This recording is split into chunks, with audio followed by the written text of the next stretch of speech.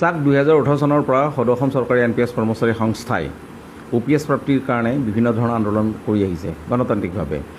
2018 চনৰ পৰা আমাৰ যিটো সংগঠন সদৌ অসম চৰকাৰী NPS কৰ্মচাৰী সংস্থা, ইয়াৰ এটাই মাত্ৰ লক্ষ্য আৰু উদ্দেশ্য, এইটো হ'ল কি কৰ্মচাৰীসকলৰ ভৱিষ্যত সুৰক্ষিত হ'ব লাগে। তেওঁ কৰ্মচাৰীসকলৰ অৱসৰকালীন ভৱিষ্যত সুৰক্ষা কেতিয়া হ'ব? তেওঁলোকে পেঞ্চন পাব লাগিব। এতিয়া কথাটো হ'ল কি অসমৰ ক্ষেত্ৰত 2005 চনৰ 1 ফেব্ৰুৱাৰীৰ পিছত যিবিলাক মকৰল হ'ল, নিযুক্তি দিলে, আৰু ভাৰতীয় প্ৰেক্ষাপটত 2004 চনৰ আগত যিখিনি এপইণ্টমেণ্ট হৈছে, মকৰল হৈছে, তেওঁলোকক কি কৰিছে OPSত ৰাখিছে, আৰু তাৰ পিছৰখিনিক NPS ব্যৱস্থা নামৰ এটা সাংঘাতিক বেয়া ব্যৱস্থাৰ ভিতৰত পেলাই দিছে। এতিয়া কথাটো হ'ল কি আমি এই বিধানসভাত মুখ্যমন্ত্ৰী মহোদয়ে যিটো ভাষ্য দিলে, সেই ভাষ্যটোক বিশেষকৈ মই প্ৰতিবাদ জনাব বিচাৰিছোঁ আমাৰ সদৌ অসম চৰকাৰী NPS কৰ্মচাৰী সংস্থাৰ হৈ। তেওঁৰ বক্তব্যটোক আমি প্ৰত্যাহ্বান জনাইছোঁ এইটো কাৰণতে যে তেখেতে যিটো কথা ক'লে যে নতুন কৰ্মচাৰীসকলৰ 1.5 লাখ বা 1,60,000 কৰ্মচাৰীয়ে কি বিচাৰিছে NPSতে থাকিব বিচাৰিছে।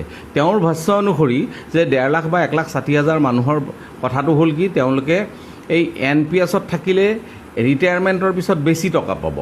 এতিয়া মই প্ৰত্যাহ্বান জনাওঁ আমাৰ সদৌ অসম চৰকাৰী NPS কৰ্মচাৰী সংস্থাৰ হৈ যে তেওঁ এনেকুৱা এখন প্ৰতিবেদন বা এনেকুৱা এখন আবেদন তেওঁ দেখুৱাব পাৰিব নেকি যে বোলে কোনোবাই NPS বিচাৰিছে OPSৰ পৰিৱৰ্তে?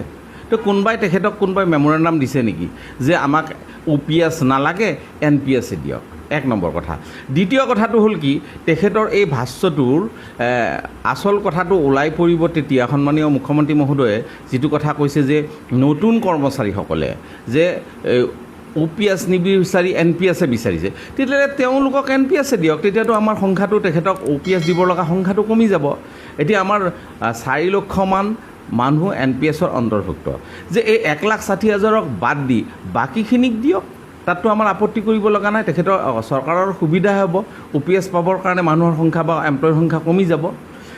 আৰু মই এটা কথা বিচাৰোঁ, মাননীয় মুখ্যমন্ত্ৰী মহোদয়ক অনুৰোধ কৰিছোঁ, কাটৰ অনুৰোধ কৰিছোঁ, তেওঁ সোনকালে এটা পৰ্টেলৰ ব্যৱস্থা কৰক ডিপাৰ্টমেণ্ট ৱাইজ, যে প্ৰত্যেক ডিপাৰ্টমেণ্টতে একোটাকৈ পৰ্টেল খুলি দিয়ক, তাত এটা চুজ কৰিবলৈ দিয়ক NPS, UPS আৰু OPS। যিবিলাক কৰ্মচাৰীয়ে NPSত থাকিব বিচাৰে NPSত থাকক, আৰু যিবিলাকে OPSত যাবলৈ বিচাৰিছে তেওঁলোকক OPS দিয়ক, যিবিলাকে UPSত থাকিব বিচাৰিছে UPSত দিয়ক। তাততো আমাৰ ক'ব লগা একো নাই। আমিতো এই কথাটো কোৱা নাই যে NPSত যিসকলে থাকিব বিচাৰিছে তেওঁলোককো OPS দিব লাগিব, সেই কথাটো NPS কৰ্মচাৰী সংস্থাই কেতিয়াও কোৱা নাই। যদি কোনোবাই থাকিব বিচাৰে NPSত থাকক। এতিয়া চাওক 2018 চনৰ পৰা হাজাৰ হাজাৰ মানুহৰে সংগ্ৰাম চলি আছে। ভাৰতীয় প্ৰেক্ষাপটতো আজি নন ষ্টপ এই আন্দোলন চলি আছে OPS প্ৰাপ্তিৰ বাবে। এই ক্ষেত্ৰত আমাৰ মুখ্যমন্ত্ৰী মহোদয়ৰ, তেখেত এগৰাকী দক্ষ মুখ্যমন্ত্ৰী, এই কথা কোনেও অস্বীকাৰ কৰিব নোৱাৰে। আমি সকলোৱে তেখেতৰ তলত কাম কৰি আছোঁ, অসমৰ উন্নতিৰ হকে কাম কৰি আছোঁ। আজি 4 লক্ষ NPS কৰ্মচাৰীয়ে সদায় তেখেতৰ হৈ বা তেখেতে যেনেকৈ কৰিবলৈ দিছে তেনেকৈ কাম কৰি আছোঁ। তাৰপিছত এনেকুৱা ধৰণৰ কথা ক'লে আমাৰ দুখ লাগে। এতিয়া আমি মুখ্যমন্ত্ৰী মহোদয়ক সদৌ অসম চৰকাৰী NPS কৰ্মচাৰী সংস্থাৰ হৈ কাটৰ অনুৰোধ জনাইছোঁ, তেখেতে এটা পৰ্টেলৰ ব্যৱস্থা কৰক, য'ত নেকি কৰ্মচাৰীসকলে বাছি ল'ব পাৰে যে মই NPSত থাকিম, UPSত থাকিম বা OPSলৈ যাম।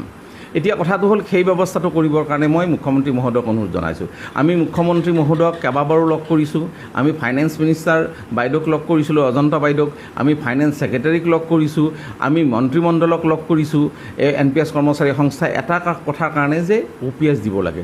এই যিখিনি মানুহ ৰিটায়াৰ্ড হৈছে তেওঁলোকৰ পানীত হাঁহ নচৰা অৱস্থা হৈছে। একোজন NPSৰ পৰা ৰিটায়াৰ হোৱা ব্যক্তিয়ে পেঞ্চনৰ নামত 3,000 টকাও নাপায়, বহুতে 2,000, 1,800। হায়েষ্ট পেঞ্চন পোৱা মানুহ এগৰাকী আছে, তেওঁ প্ৰায় এই প্ৰিন্সিপাল এগৰাকী, তেওঁ 4,500, 5,000 মান টকা পেঞ্চন পায়। এগৰাকী 5,000 পেঞ্চন পায় এগৰাকী প্ৰিন্সিপালে, তেওঁ ষ্টেণ্ডাৰ্ড মেইনটেইন কৰিব পাৰিব নেকি? ষ্টেণ্ডাৰ্ডটো বাদেই দিয়ক, তেওঁ জীয়াই থাকিবৰ কাৰণে যি প্ৰেছাৰৰ টেবলেট কিনিব লাগে, তেওঁ যে দৈনন্দিন জীৱনৰ কাৰণে যি ঔষধ লাগে সেইখিনিয়ে ক্ৰয় কৰিব নোৱাৰে। গতিকে আমি এই মুখ্যমন্ত্ৰী মহোদয়ৰ এই ভাষ্যটোক প্ৰত্যাহ্বান জনাইছোঁ। তেখেতে আচলতে এই কথাটো কৈ আমাৰ মনত দুখ দিছে। আৰু তথাপিও এটা কথা কওঁ, যদি 1,60,000 বা 1.5 লাখ কৰ্মচাৰীয়ে বিচাৰে NPS তেওঁলোকক থাকক, আমাৰ আপত্তি নাই। কিন্তু আমাক এই ব্যৱস্থাটোৰ পৰা আঁতৰাই দিয়ক। এই ব্যৱস্থাটোৱে কৰ্মচাৰীসকলৰ ভৱিষ্যত একদম বিষময় কৰি তুলিছে। যা হওক, এইটোতো আৰু চাওক, এইটো এটা দৈনন্দিন ধৰণৰ কথা, এইটো চৰকাৰে দিব লগা ব্যৱস্থা, এইটো কোনো গিফ্ট নহয়। যে দিয়ে এতিয়া 60% হৈছে, 2% দিছে, তাতো আমাক কিন্তু চৰকাৰে কাটিছে। এই আমাৰ তাত এটা আছেই ক'ব পৰা, চাওক এতিয়া দিয়ে 60% হ'ল, তথাপিতো আমাৰ কিন্তু মে' মাহলৈ দিলে, যে জানুৱাৰীৰ আগলৈ যিখিনি থাকি গ'ল সেইখিনি দিবলৈ বাকী থাকি গ'ল। ইয়াতো বাদেই দিলোঁ, 2010 চনৰ দৰমহা সংশোধন আইন অনুসৰি পাব লগা 21 মাহৰ এৰিয়াত আমাৰ পাবলৈ বাকী থাকি গ'ল। যে কৰ্মচাৰীসকলক এনেদৰে যদি চৰকাৰে হেয়জ্ঞান কৰে, পাব লগা পইচাটোৱে যদি নিদিয়ে, তে 21 মাহৰ মৰগীয়া আমাৰ এই যিটো পাব লগা এৰিয়াৰ সেইটো আমাক দিব লাগে, আমি দাবী জনাইছোঁ সদৌ অসম চৰকাৰী কৰ্মচাৰী সংস্থাই। আৰু দ্বিতীয় কথাটো হ'ল কি, জানুৱাৰী টু মে' মাহলৈ আমাৰ যিখিনি থাকি গ'ল, 6 মাহৰ আমাৰ দিয়ে থাকি গ'ল, সেইখিনিও আমি দিবৰ কাৰণে দাবী জনাইছোঁ। মই মুখ্যমন্ত্ৰী মহোদয়ক আমি অসম চৰকাৰক পুনৰ কাটৰ অনুৰোধ কৰিছোঁ, যিখিনি মানুহ ৰিটায়াৰ হ'ল, যিখিনি এটা কথা তেওঁ নিজেও স্বীকাৰ কৰিছে যে কম চাকৰি কৰি ৰিটায়াৰমেণ্ট হোৱা মানুহখিনি পেঞ্চনটো কম পাইছে এন পি এছ ব্যৱস্থাত। এতিয়া সেইখিনি মানুহৰ কাৰণে এটা ব্যৱস্থা কৰক, যে যিখিনি মানুহে ভেঞ্চাৰ স্কুলত থাকি বহুত কষ্ট কৰি তেওঁলোকে ৰিটায়াৰ্ড হ'ল, তেওঁলোকে দেশৰ কিন্তু মন্ত্ৰীও বনাইছে, MLA ও বনাইছে, ডক্টৰ বনাইছে, ইঞ্জিনিয়াৰ বনাইছে, চাইণ্টিষ্ট বনাইছে ভেঞ্চাৰৰ এই শিক্ষকসকলে, কিন্তু তেওঁলোকে আজি খাবলৈ এটা টেবলেট নাপায়। এই 2000-2500 টকা পেঞ্চন হিচাপে পাইছে, সেইখিনি দি জীয়াই থাকিব পাৰে নেকি? গতিকে আমি সদৌ অসম চৰকাৰী NPS কৰ্মচাৰী সংস্থাৰ ফালৰ পৰা আমি কাটৰ অনুৰোধ জনাইছোঁ মুখ্যমন্ত্ৰী মহোদয়ক, এই যিখিনি মানুহ ভেঞ্চাৰ স্কুলৰ পৰা ৰিটায়াৰমেণ্ট হ'ল সেইখিনি মানুহৰ এটা ব্যৱস্থা কৰক, নহ'লে তেওঁলোকৰ কিন্তু এটা অভিশাপ যাব। তেওঁলোকে কিন্তু বহুত ৰিচোৰ্চ সৃষ্টি কৰিছে, গতিকে সেই মানুহখিনিক যদি কোনো ব্যৱস্থা নকৰে, এতিয়া বহুত মানুহে DCRGও পোৱা নাই, সেইটো এটা ব্যৱস্থা অসুবিধা হৈ আছে।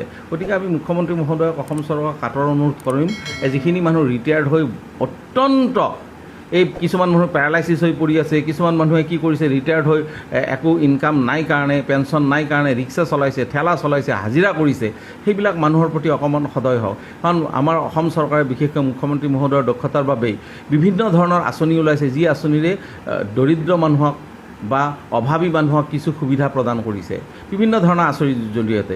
গতিকে এই যে যিখিনি মানুহ ৰিটায়াৰ্ড হ'ল ভেঞ্চাৰ স্কুলৰ পৰাই এই 2 বছৰ 4 বছৰ 5 বছৰ বা 10 বছৰ চাকৰি কৰি তেওঁলোকৰ পেঞ্চনৰ নামত 2000-2500 টকা পায়, সেইখিনি দি চলিব নোৱাৰে, তেওঁলোকৰ কাৰণে অন্ততঃ চলিবৰ কাৰণে হ'লেও কিবা এটা আঁচনি কৰক। আৰু আমাৰ এটা কথা স্পষ্ট, সদৌ অসম চৰকাৰী NPS কৰ্মচাৰী সংস্থাই কেৱল OPS প্ৰাপ্তিৰ বাবেই কথা ক'ব, আৰু OPS প্ৰাপ্তি নোহোৱালৈকে কিন্তু আমাৰ কিন্তু আন্দোলন গণতান্ত্ৰিকভাৱে চলি যাব।